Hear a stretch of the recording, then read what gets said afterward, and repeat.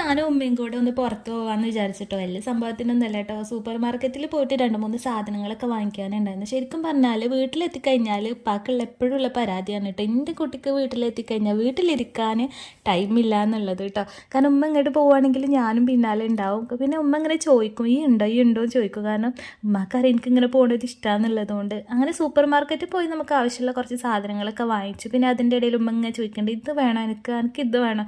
കാരണം അത് ഉമ്മാക്ക് അറിയാം എനിക്ക് എന്തൊക്കെ കാര്യങ്ങളാണ് ഇഷ്ടമുള്ളത് എന്നുള്ളത് കേട്ടോ. അത് പിന്നെ അങ്ങനെയാണല്ലോ, എല്ലാ ഉമ്മമാർക്കും മക്കൾക്ക് എന്താണ് ഇഷ്ടമുള്ളത് എന്നുള്ളത് അവർക്ക് അറിയാമല്ലോ. അങ്ങനെ ബില്ല് ചെയ്ത് നമ്മൾ വേഗം തിരിച്ചു വന്നു. പിന്നെ അങ്ങനെ നമുക്ക് വീട് പണി നടക്കുന്നുണ്ട് കേട്ടോ. അങ്ങോട്ട് പോയി. കാരണം ഉപ്പ അവിടെ ഉണ്ടായിരുന്നു. ഉപ്പാക്ക് ചായയും കൊണ്ട് പോയതാണ് ഉമ്മ കേട്ടോ.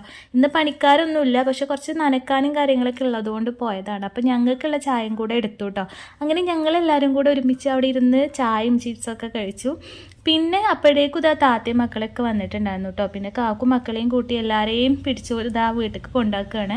ഇത് ഞങ്ങൾക്ക് വീട് പണി നടക്കുന്ന ഓപ്പോസിറ്റുള്ള വീടാണ് കേട്ടോ. അടിപൊളിയാണ് കേട്ടോ അവിടെ കാണാൻ. പിന്നെ ഞാനും താത്ത ഇതാ പതുക്കെ ഓരോന്നും സംസാരിച്ച് ഇങ്ങനെ നടന്നുകൊണ്ടിരിക്കുകയാണ് കേട്ടോ.